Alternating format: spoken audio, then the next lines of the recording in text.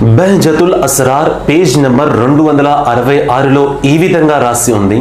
హజ్రతే అబుల్ హసన్ రహ్మతుల్లా అలైహ్ ఈయన ఒక వలి, గౌసి ఆజం రదియల్లాహు తఆలా అను వారి యొక్క శిష్యుడు అన్నమాట. ఆయన గౌసి ఆజం వారితో కలిసి హజరత్ ఇమాం అహ్మద్ బిన్ హంబల్ రదియల్లాహు తఆలా అన్హు వారి యొక్క మజార్ షరీఫ్ వద్దకు వెళ్ళారు.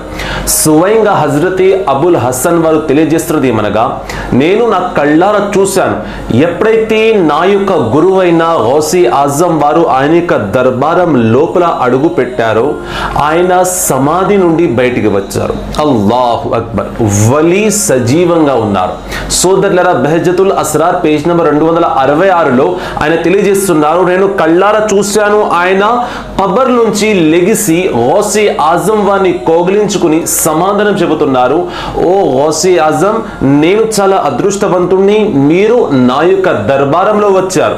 అలాగే ఆయన గౌసి ఆజం వారికి మంచి వస్త్రాలు ఇచ్చారు, జుబ్బా ఇచ్చారు, అమామా షరీఫ్ ఇచ్చారు. అవన్నీ గౌసి ఆజం వారు కట్టుకున్నారు, జుబ్బా వేసుకున్నారు. ఆ తర్వాత హజరతే ఇమాం అహ్మద్ బిన్ హంబల్ రదియల్లాహు తఆలా వారు తెలియజేస్తున్నారు, నేను మీ దగ్గర ఇల్మే షరియత్, ఇల్మే హకీకత్ నేర్చుకోవాలనుకుంటున్నాను, మీ యొక్క అనుమతి ఉన్నట్లయితే మీరు నాకు నేర్పించండి అని సమాధానం చెబుతున్నారు.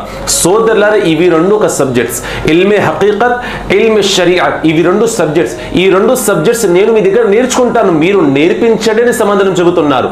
సోదరులారా, హజరతే ఇమాం అహ్మద్ బిన్ హంబల్ లాంటి పెద్ద పెద్ద వలి గౌసి ఆజం వారి దగ్గర నేర్చుకున్నారు. సోదరులారా, గౌసి ఆజం వారికి ఎంతో జ్ఞానం ఉన్నది. అల్లాహ్ ఆయనకి అటువంటి జ్ఞానాన్ని ప్రసాదించాడు. పైగా ఆయన వలి అందరికీ గురువు. శ్వాస విడిచిన వారికి కూడా బోధించే వారిని గౌసి ఆజం వారు అంటారు. సోదరులారా, గౌసి ఆజం రదియల్లాహు తఆలా వారి యొక్క మనసులో ఎల్లప్పుడూ అల్లాహ్ యొక్క భయం కలిగి ఉండేది. ప్రతి వలి ఎవరితో అన్న భయపడతారు అని అంటే అది కేవలం సృష్టికర్త అయిన అల్లాహ్తో భయపడతారు. సోదరులారా, గౌసి ఆజం వారి యొక్క స్థానం అందరికీ తెలిసినది. ఆయన వలి అందరికీ గురువు, మహాప్రవక్త వారి యొక్క వారసుడు. ఆయన దువా చేస్తున్నారు, ఓ అల్లాహ్, నా యొక్క పాపాలను తొలగించు, ఓ అల్లాహ్, నువ్వు నాతో సంతోషపడు, ఓ అల్లాహ్, నా యొక్క పాపాలను తొలగించలేకపోతే ప్రళయం రోజున నన్ను గుడ్డివాడిగా లేపు అని గౌసి ఆజం వారు దువా చేస్తున్నారు.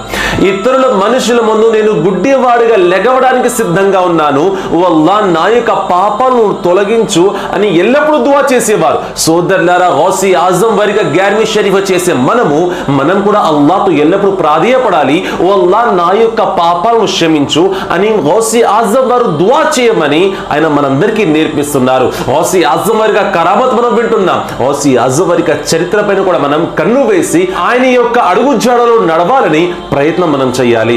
సోదర, ఎల్లప్పుడూ గౌసి ఆజం వారు దువా చేసేవారు.